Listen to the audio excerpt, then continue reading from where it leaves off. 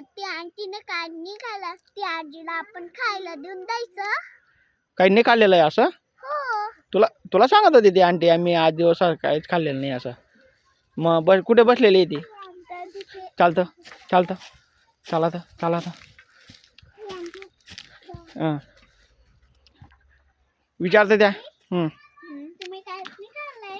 नाही खाल्लंय बेटा मी नाही सकाळचं. मग चला आमच्या घरी चला म्हणा आम्ही तुम्हाला खायला देतो. तुम्हाला खायला दे. तुझी मम्मी जेवण देईन मला. हो आमची मम्मी देऊन देईन म्हणा जेवण. स्वयंपाक केलेला आहे बेटा आपण घरी स्वयंपाक केलेला आहे ना.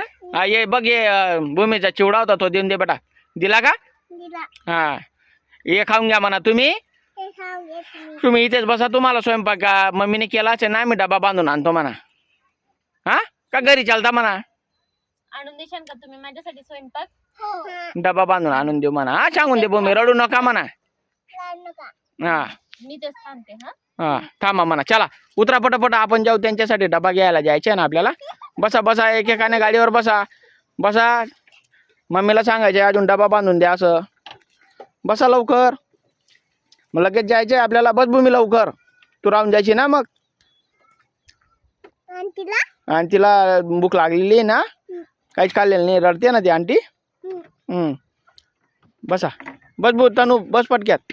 मला सांगा ना. हा तुम्ही इथेच थांबा. हा आम्ही लगेच तुमच्यासाठी स्वयंपाक केलेला आहे तो घरी काय केलेला असेल तर तुम्हाला बांधून आणतो आम्ही डब्यामध्ये. हा चालेल धन्यवाद दादा.